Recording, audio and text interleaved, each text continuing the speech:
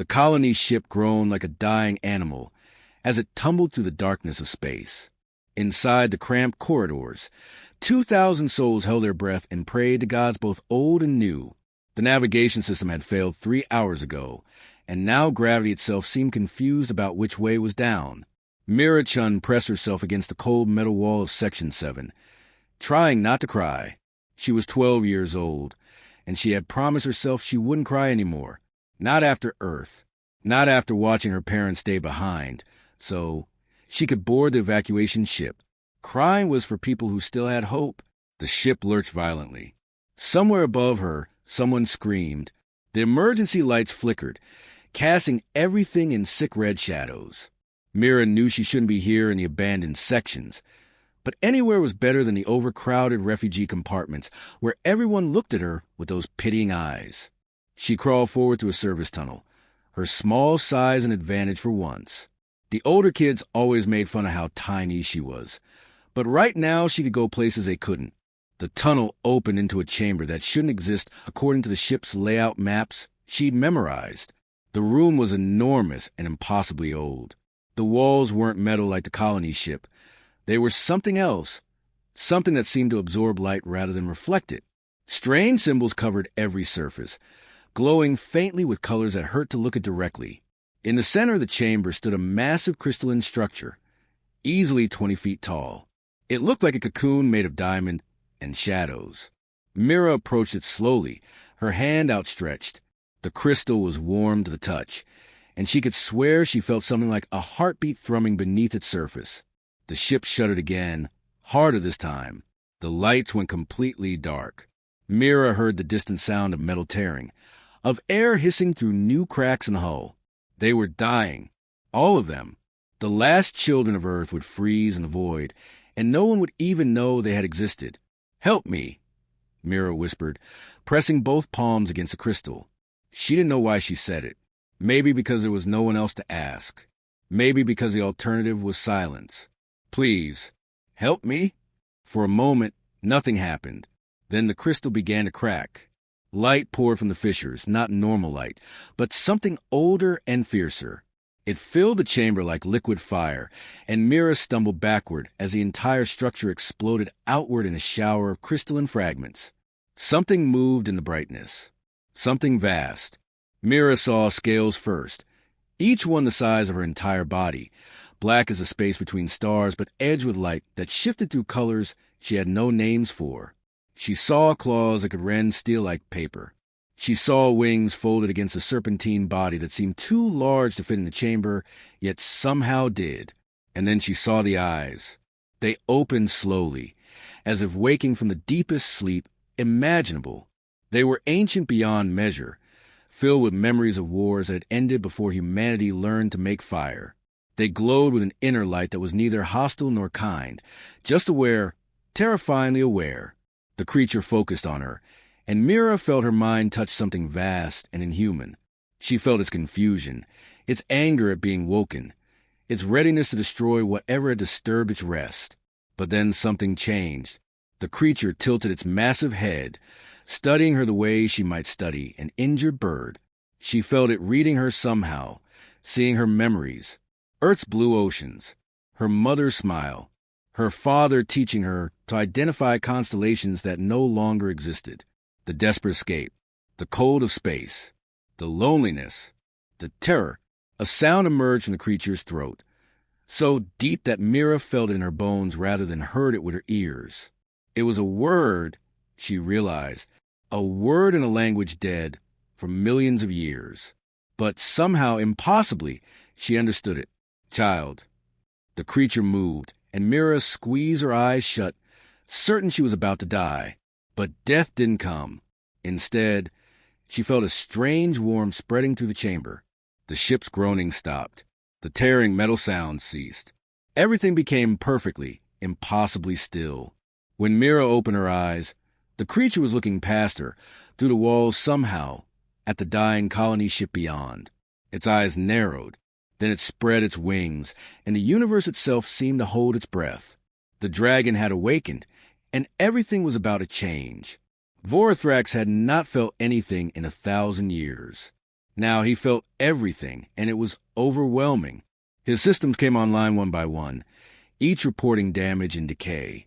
His quantum processors were functioning at 30% capacity. His bioreactor core stuttered and wheezed like a sick thing. His wings, designed to fold through dimensional spaces, ached with stiffness. He was a weapon built to destroy planets, and right now he could barely hold himself upright. But none of that mattered as much as the small creature standing before him. She was so fragile. Her species was unknown to his vast database of galactic civilizations. She had skin instead of proper armor, soft flesh that could be torn by the gentlest breeze in the void. Her bones were calcium, not reinforced metal. Her lifespan would be measured in decades, not millennia. She should have been insignificant, yet her desperate plea had bypassed every security protocol in his mind. It had reached past a weapon, past a destroyer, past a tool of ancient wars, and touched something deeper, something he didn't know he possessed. "What are you?" Vorithrax rumbled, the words forming in her primitive language through sheer processing power. Mira swallowed hard, her small hands trembling. "I'm human. My name is Mira. Our ship is dying. Everyone's going to die if someone doesn't help us." Vorithrax extended his consciousness beyond the chamber, beyond the ancient station he'd been sleeping in for centuries. He saw the colony ship, now really saw it. A pathetic thing, cobbled together from salvage, metal, and desperation. Its hull was cracked in 17 places. Life support would fail in 4 hours and 23 minutes. The primitive reactor was in cascade failure. 2,047 souls aboard. All human, all doomed. "Why did you wake me?" he asked. His programming screamed at him to assess threats, to identify enemies, to prepare for combat. But the only threat here was entropy itself, and the only enemy was time. "I didn't know you were here," Mira said honestly.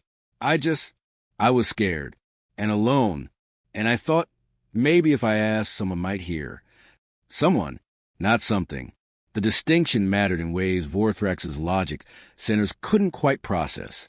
He could leave. His emergency propulsion systems still functioned. He could tear himself free from the station and disappear into the galaxy. Find somewhere to repair himself properly, return to stasis until he was needed for actual war. The child would die. They would all die. It wasn't his concern, but her memories still echoed in his mind. Blue skies, green grass, something called ocean that covered most of her world. Music, laughter, stories told by firelight. A whole world of soft, fragile creatures who built beautiful things despite knowing they would all eventually break. And then the fire, the evacuation, the screaming, parents who gave up their seats so children could live. Her mother's last words, "Be brave, little star." Vorithrax made a sound that might have been a sigh or might have been a growl. "Your species is foolish. You have no natural weapons, no armor, no long lifespans to accumulate wisdom. You're prey pretending to be predators."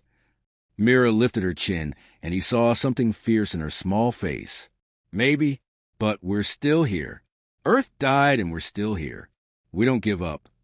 Despite everything, Vorithrax felt something like respect. "I am a weapon," he told her. "I was built to destroy, not to save. My creators are dust. The wars I fought ended before your species learned to walk upright. I should not care about your survival." "But you do," Mira said quietly. "Don't you? You haven't left yet. Curse these humans and their infuriating observations." Vorithrax turned his massive head toward the chamber's entrance. His sensors detected the colony ship's power signature fluctuating wildly. He ran calculations. If he channeled power from his own core, rerouted it through the station's ancient systems, he could stabilize their reactor. It would cost him. He was already weak. It might take years to recover. But the alternative was watching 2,000 of these strange, stubborn creatures die in the cold dark. "Listen carefully, small human," Vorithrax said. "I will help you, but your people must do exactly as I say. They must trust me, even though I am a monster they cannot understand. Can you make them trust you?"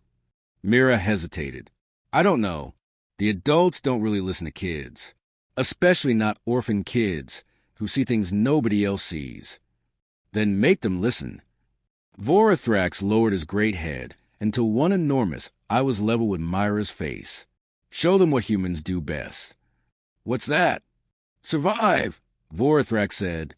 Against all logic and reason, you survive. He spread his wings and power crackled along their edges like lightning. The station's ancient systems roared to life after a millennium of silence. Vorithrax felt pain shoot through every system, but he pushed it aside. The dragon had made his choice.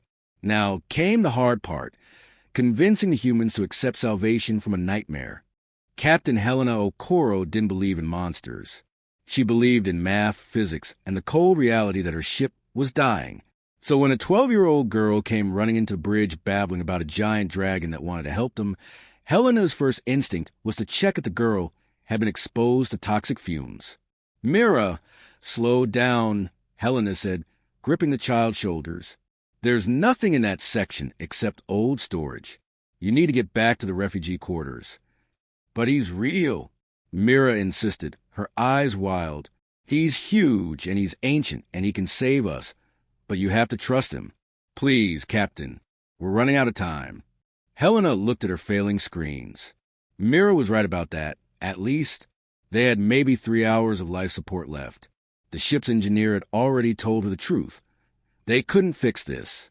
They were all going to die. Then the light stabilized. All of them simultaneously. The groaning metal went silent. Every screen on the bridge flickered and displayed a message in perfect English.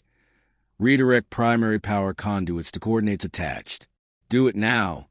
Helena's blood went cold. Who's in our system? Another message appeared. I am Vorithrax. The child speaks truth. Obey or perish. Before Helena could respond, every window on the bridge suddenly showed the same impossible sight. A massive creature clinging to the outside of an ancient station they'd somehow drifted toward. It was real. The dragon was real.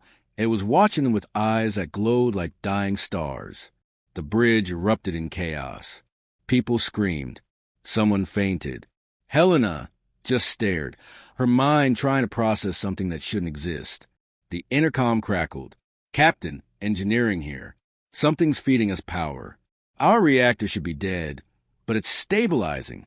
I don't understand what's happening, but whatever it is, don't stop it. Helena made a decision. She'd made harder ones when Earth died. Follow the coordinates. Redirect power as instructed. And somebody get me more information about what we're dealing with. Over the next hour, an uneasy cooperation formed. Vorithrax channeled power through systems that predated human civilization.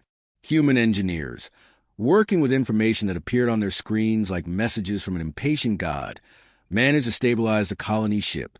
Lives were saved through a partnership nobody understood. But then the sensors picked up something new. Ships, dozens of them, dropping out of faster-than-light travel at the edge of the system. Krillian signatures, the sensor officer reported, his voice shaking. It's a war fleet, Captain. Helena had heard of the Krillians. Everyone had. They were scavengers and slavers who built an empire on stealing ancient technology. And they just found an ancient station with a working predecessor weapon attached to it. The communication came minutes later. The Krillian War Master's face filled the screen. Reptilian features twisted in what might have been a smile. Humans, how fortunate. You will surrender the ancient weapon and the station. Do this, and we will allow you to leave in your pathetic ship. Refuse, and we will take everything, including your lives. Helena looked at Mira, who stood beside her on the bridge. The girl's face was set with determination that shouldn't exist in someone so young. He saved us, Mira said quietly. We can't just give him up. He's a weapon, Helena replied, but even she could hear the doubt in her voice. He's not even really alive, not like us. He chose to help when he didn't have to. Mira shot back. That makes him more alive than those Krillians who only know how to take. Through the communication link with Vorithrax, Myra's words echoed across the station. The dragon felt something strange. These humans were arguing about whether to protect him. They were willing to risk death for a creature they'd met hours ago. Foolish, illogical, impossibly brave. The The Krillian fleet began moving into attack formation. Helena had 60 seconds to decide. Surrender the dragon and maybe live, or fight and certainly die. She thought about Earth, about the people who stayed behind so others could escape, about parents who gave their children their oxygen masks during the evacuation, about humanity's stubborn refusal to just give up and die quietly. All hands, Helena announced over the ship-wide channel. Battle stations. We're going to teach these Krillian bastards what humans do when someone threatens our friends. Mira grinned fiercely. Through their link, Vorthrax felt something he hadn't experienced in 1,000 years. Hope, you magnificent idiots, he rumbled. Very well. Let me show you what a real weapon can do. The dragon's wings spread wide, crackling with power that made the void itself tremble. The Krillians attacked, and they learned why you don't corner desperate humans with nothing left to lose. The battle had raged for 6 hours, and the station was dying. Vorthrax had torn through the first wave of Krillian ships like they were made of paper. His breath, superheated plasma channeled through quantum fields, had turned 3 destroyers into expanding clouds of debris. The humans had fought alongside him with ferocity that surprised even themselves, using mining charges as missiles and vending atmosphere as improvised weapons. But the Krillians kept coming. More ships, bigger ships. They wanted the dragon, and they would sacrifice everything to claim him. Now the station's shields were failing. Hull breaches appeared faster than the humans could seal them. Vorthrax's own systems were dangerously depleted. He'd been awake less than a day, and already he'd burned through power reserves that should have lasted months. In the Central Command Center, Helena stared at the tactical display with hollow eyes. 37 colonists were dead. The ship's hull could take maybe one more bombardment. After that, the mathematics were simple and brutal. Captain, her engineer called out, the dragon's accessing the station's core systems. Something big is powering up. Vorthrax's voice filled every speaker on the station and the ship. It was weaker than before, but still carried absolute authority. There's a way to save you. An ancient gateway, built by my creators. It can send your ship across the galaxy in an instant, far from Krillian space, far from any threat. Helena felt hope flicker in her chest. What's the catch? The gateway requires enormous power, more than the station possesses. A pause that felt heavy with meaning. But I can provide it. My bioreactor core can channel enough energy to activate the gateway once. Helena asked, though she already knew what came next. The feedback will destroy me, or return me to stasis permanently. The probability of my survival is less than 3%. The command center went silent. Mira, who'd been standing in the corner, made a sound like a wounded animal. She ran to the communication console, her small hands slamming against the controls. No, Vor will find another way. We can run, we can hide, we can... You cannot, Vorthrax said gently, and the tenderness in his ancient voice made Helena's throat tight. The Krillians will hunt you. They will never stop. But if you go now, through the gateway, they cannot follow. You will be safe. What about you? Mira shouted, tears streaming down her face. You'll be alone again. You'll be in the dark for another 1,000 years, maybe forever. I have been alone for millennia. Small one, I am built for it. But you and your people deserve to see sunlight again, to build homes, to live.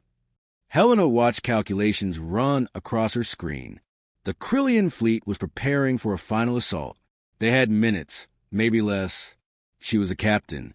She had to make the choice that saved the most lives. But how could she ask this? How could she accept this sacrifice? Why? Helena asked simply, You're a weapon, built for war, not mercy. Why would you do this for us? Vorthrax was quiet for a moment. When he spoke, his voice carried something that sounded almost like wonder. You woke me with kindness. You fought beside me when you could have run. You argued about protecting me even when it was foolish to do so. In my entire existence, spanning wars that consumed galaxies, no one ever chose me. They used me, feared me, commanded me. But you, his voice softened, you made me want to be more than a weapon, That is worth the cost.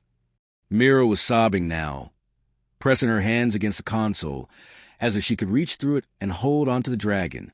Please don't leave me. Everyone leaves me. Listen, little star, Vorithrax said, and Helena realized he was using the exact words Myra's mother had spoken before she died. The dragon had seen everything in Myra's memories and chose to honor it. You are braver than you know, stronger than you believe. You will grow up and do impossible things. And perhaps, someday, you will find a way back to this place. If you do, I will be here, dreaming of the small human who taught a monster how to care. The station shook with another impact. Alarm screamed. Helena looked at her people, exhausted, terrified, but alive. She looked at Mira, whose tears reflected the emergency lights like stars. She made the choice that captains have to make. All personnel, return to the colony ship immediately. We're going through the gateway. Helena's voice cracked. And thank you, Vorithrax. We'll remember. I promise you, we'll remember. I know you will, the dragon said. That is what humans do best. The gateway began to open, tearing reality apart with light that had not been seen in 1,000,000 years. Vorithrax channeled everything he had into it, his roar of pain and triumph echoing across the void. Mira screamed his name as soldiers carried her away. The colony ship vanished into impossible light, and the dragon fell into darkness, hoping he had dreamed well enough. The Paradise System had 3 suns and 4 habitable worlds. The humans named it New Terra and built their first city from scratch, using their hands and their stubborn determination to survive. They called the city Vorithrax. Mirachin stood at the dedication ceremony, 13 years old now, and watched as they unveiled the monument. It was a massive statue of a dragon, wings spread wide, protecting a small human child beneath them. The inscription read, "He was a weapon who chose to be a guardian. We will not forget." But Mira didn't need a statue to remember. She thought about Vor every single day. Years passed. Mira threw herself into studying, learning everything she could about predecessor technology. While other children played and grew into normal lives, she became obsessed with ancient systems, quantum mechanics, dimensional mathematics. Her teachers called her brilliant.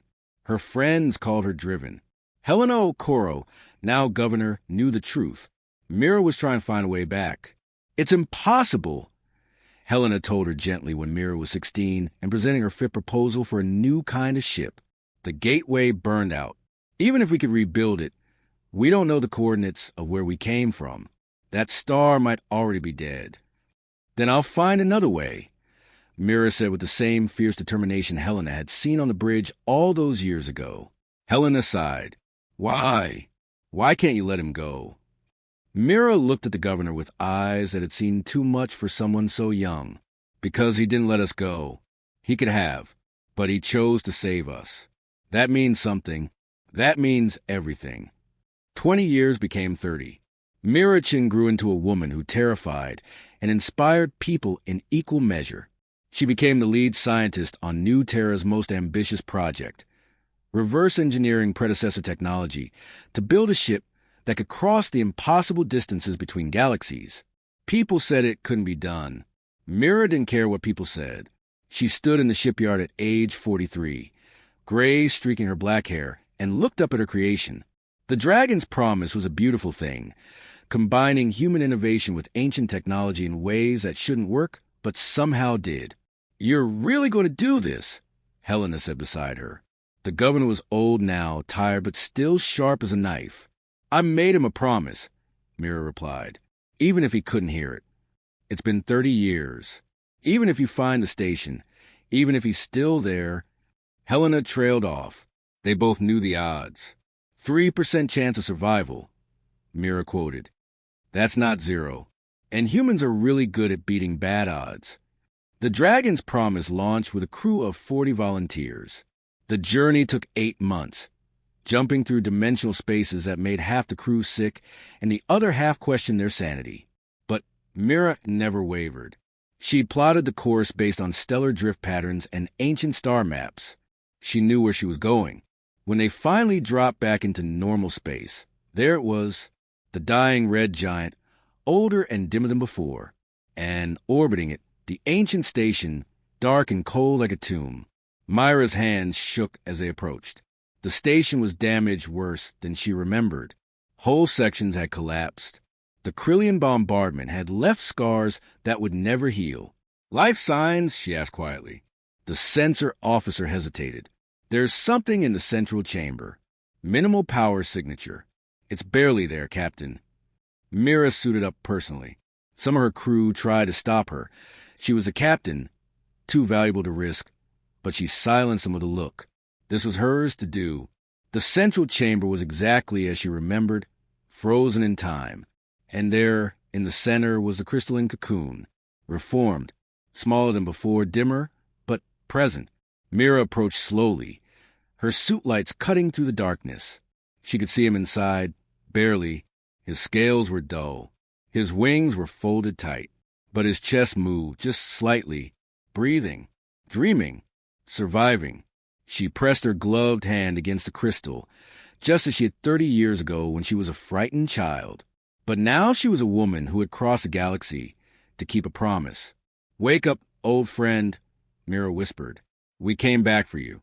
For a long moment, nothing happened.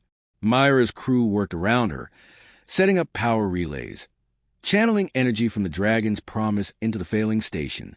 Hours passed, then days. Mira refused to leave. She ate and slept in that chamber, talking to the crystal, telling Vor about everything. About New Terra, about the cities they'd built, about the children who grew up hearing stories of the dragon who saved humanity. On the third day, the crystal cracked. Light poured out, weaker than before, but still beautiful. The cocoon shattered and Vorithrax emerged, smaller than Mira remembered, but no less magnificent. His eyes opened slowly, ancient and wise and surprised. He saw her immediately. The small human child was gone, replaced by a woman with gray in her hair and scars on her hands and determination in her eyes that could move mountains. "Mira," he rumbled, his voice rusty from disuse. "You came back." "I promised," she said simply, tears streaming down her face. Humans keep their promises. Vorithrax's systems came online gradually.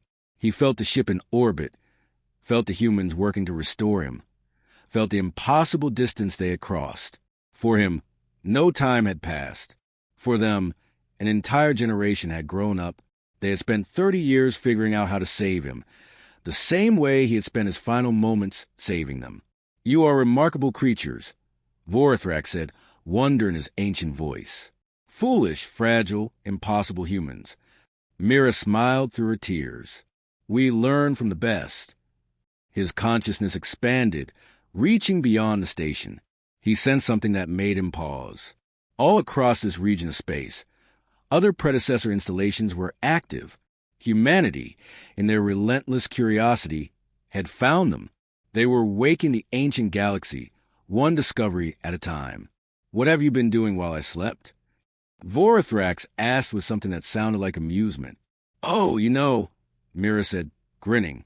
"The usual, exploring, building, not giving up. We got so much to show you, Vor."